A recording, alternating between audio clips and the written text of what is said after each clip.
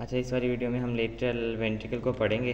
सबसे पहले lateral ventricle जो होता है वो सेरिब्रल जो हेमिस्फेयर होते हैं ना, उनकी कैविटी होती है। अब उसकी बाउंड्रीज़ पढ़ने से पहले हम दो तीन चीज़ें देखते हैं कि ये वाला जो हमें, अगर हम इस वाले पार्ट को निकाल दें तो ये वाला आपको लेटरल वेंट्रिकल नज़र आ रहा है। ये सेरिब्रल कॉर्टेक्स की कैविटी के अंदर ये वाला सारा है ना, ये लेटरल वेंट्रिकल है। अब लेटरल वेंट्रिकल के पार्ट्स होते हैं, 4 पार्ट्स में हम इसको डिवाइड करते हैं। ये वाला, अब देखो ये ऐसे हम एंटीरियर पार्ट, ये एंटीरियरली जो, एक मिनट, ये वाला एंटीरियर पार्ट होगा इसका, ठीक है। ये वाली सारी इसकी बॉडी होगी। ये वाला जो होगा, जो आधा इधर नज़र आ रहा है, ये इसका पोस्टीरियर हॉर्न होगा, पोस्टीरियर पार्ट होगा। और ये वाली जो होगा इसका इन्फीरियर पार्ट होगा, ये इन्फीरियर हॉर्न होगा, ठीक है। ये एंटीरियर हॉर्न हो गया, फिर ये बॉडी होगी, ये पोस्टीरियर हॉर्न हो गया, और ये वाला क्या हो गया, इन्फीरियर हॉर्न हो गया। ये इसके पार्ट्स हो गए। उसके बाद हम देखते हैं इसको, ये वाली क्या चीज़ है। अब ये वाला जो पार्ट है इसके हमें ये सारा जो है कॉर्डेट न्यूक्लियस नज़र आ रहा है। अब कॉर्डेट न्यूक्लियस के भी डिफरेंट पार्ट होते हैं। ये वाला हेड ऑफ कॉर्डेट न्यूक्लियस होता है इधर, ठीक है।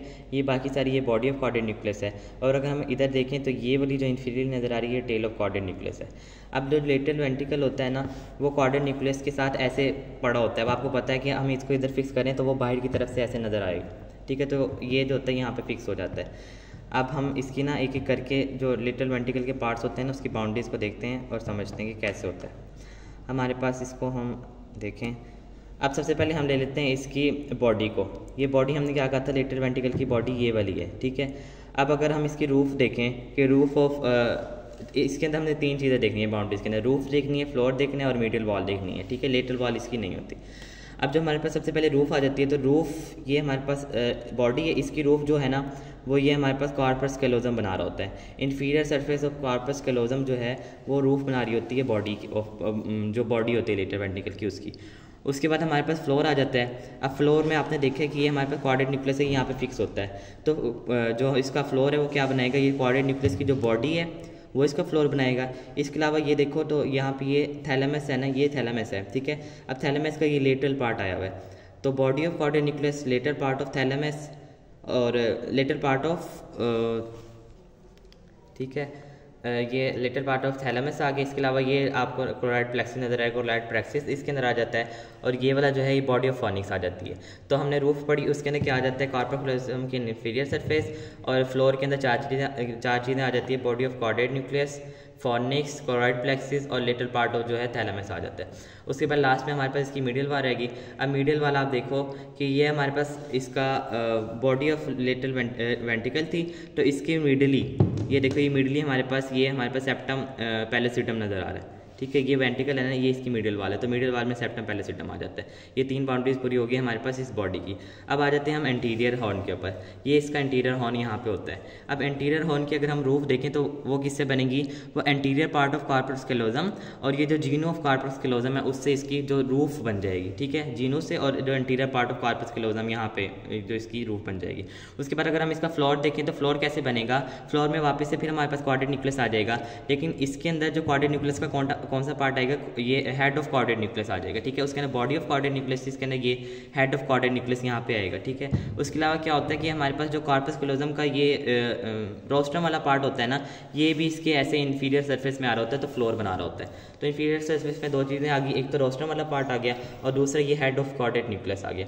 उसके बाद इसकी रूफ और फ्लोर हो गया। अगर अब हमारे पास इसकी रहेगी मीडियल वाल। अब मीडियल वाल देखें तो हमारे पास वही बात आ गई कि यहाँ पे इंटीरियर होना है, तो इसकी मीडियम वाल के अंदर ये एक तो सेप्टम पैलेसिटम आ जाएगा, और दूसरा हमारे पास ये जो फॉनिक्स है ना, तो ये जो एंटीरियर हॉर्न है तो यहाँ पे फॉनिक्स सेप्टम पैलेसिडम आ जाएगा। इसके अलावा जो एंटीरियर हॉर्न ऑफ फॉनिक्स है ना, वो भी इसकी जो मीडियल वाल के अंदर आ जाता है, ठीक है। तो 2 चीज़ें इसकी रूफ में थी, कॉर्पस कैलोजम का जीनो और इंटीरियर पार्ट। फ्लोर के अंदर 2 चीज़ें थी, कॉर्डेट न्यूक्लियस का हेड और ये जो rostrum of the corpus callosum ये, और मीडियल वाल के अंदर भी 2 ही चीज़ें हैं। 2 चीज़ें कौन सी है, सेप्टम पैलेसिडम और जो हमारे पास एंटीरियर हॉर्न ऑफ फॉनिक्स है। बस अब हमारे पास जो है ये पोस्टीरियर हॉर्न आ जाता है। पोस्टीरियर हॉर्न ये हमने ऐसे अलग करके यहाँ पे दिखा रहा हूँ, ये posterior horn of lateral ventricle है। अब क्या होता है कि इसकी एक मीडियल वाल होती है, एक इसकी लेटरल वाल होती है और एक इसकी रूफ होती है, ठीक है। अब जो इसकी रूफ होती है वो कैसे बनी होती है कि जो कॉर्पस कैलोजम होता है ना, उधर से फाइबर्स आते हैं और वो ऐसे करके आएंगे, वो ऐसे ऊपर की तरफ जाएंगे, रूफ बनाएंगे और फिर वो लेटरल साइड पे आ जाएंगे ऐसे करके।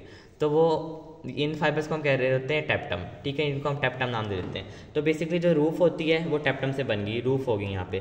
उसके अलावा जो लेटरल, ये जो फाइबर्स होते हैं ये लेटरल वाल में भी आ रहे होते हैं, तो लेटरल वाल में भी टैप्टम का पार्ट होता है। इसके अलावा जो लेटरल वाल के अंदर ऑप्टिक रेडिएशन आ रही होती है, तो हमारे पास लेटरल वाल दो चीज़ों से मिलकर बनेगी, टैप्टम और ऑप्टिक रेडिएशन से, और जो रूफ होगी वो हमारे पास सिर्फ टैप्टम से बनी हुई है, ठीक है। अब लास्ट पे हमारे पास मीडियल वाल रहेगी।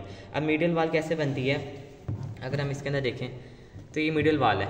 अब होता क्या है कि हमारे पास ये जो कार्पस क्लोजम का पार्ट होता है ना, स्प्लीनियम, ये कार्पस क्लोजम है, मैं आपको बंद करके दिखाता हूँ।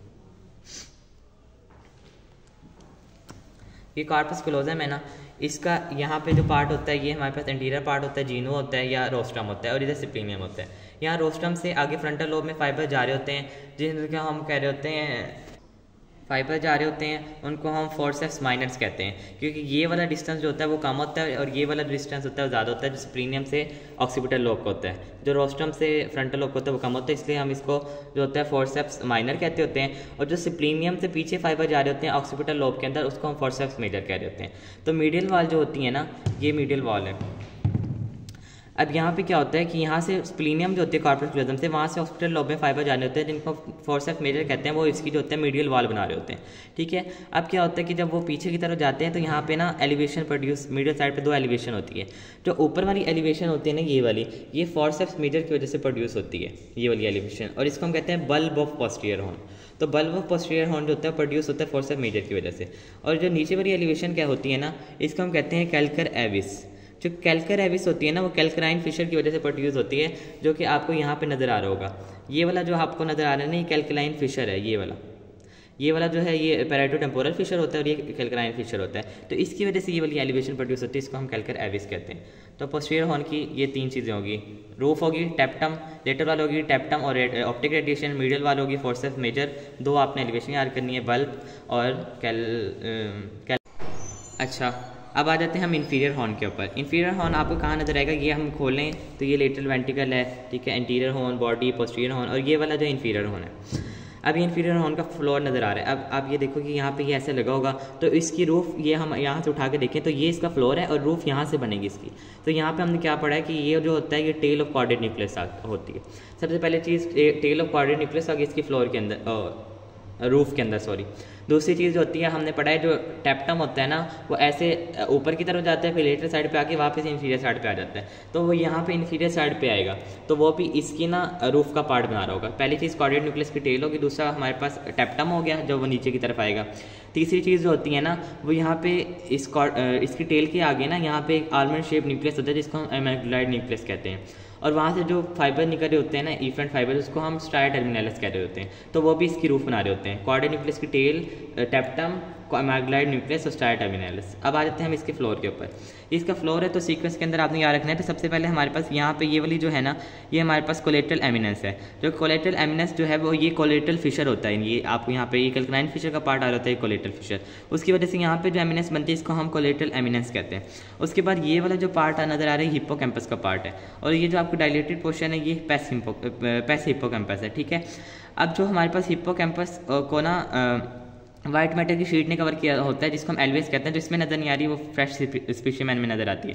अब वो जो वाइट मैटर की शीट है ना, वो बेसिकली हिप्पोकैम्पस के एक्सॉन होते हैं जो मिल के वो शीट बना देते हैं, जिसको हम एल्वेस कहते हैं, वो इसको कवर करती है, और वो मीडियल बॉर्डर के ऊपर आके क्या करती है, वो फिम्ब्रिया बना देती है, फिम्ब्रिया बनाती है, और फिम्ब्रिया जो होता है वो फिर यहाँ पे ऐसे करके पोस्टीरियर फॉर्निक्स जो होता है, पोस्टीरियर कॉलम ऑफ फॉर्निक्स होता है ना हमारे पास, ये हमारे पास पोस्टीरियर कॉलम ऑफ फॉर्निक्स है। एक मिनट, अब यहाँ पे ये वाला फॉर्निक्स है और ये पोस्टीरियर कॉलम ऑफ फॉर्निक्स है, तो ये हमारे पास फिम्ब्रिया है ना, ये पोस्टीरियर कॉलम ऑफ फॉर्निक्स के साथ कंटिन्यू हो जाता है। तो फ्लोर के अंदर आपने क्या क्या याद रखना है कि कोलेटरल एमिनेंस होती है, हिप्पोकैम्पस होता है, पैस हिप्पोकैम्पस होता है, उसके बाद हमारे पास एल्वियस होता है जिसको कवर कर होता है, फिम्ब्रिया होता है जो कि हमारे पास इसके पोस्टीरियर कॉलम ऑफ फॉर्निक्स के साथ कंटिन्यू हो जाता है। बस।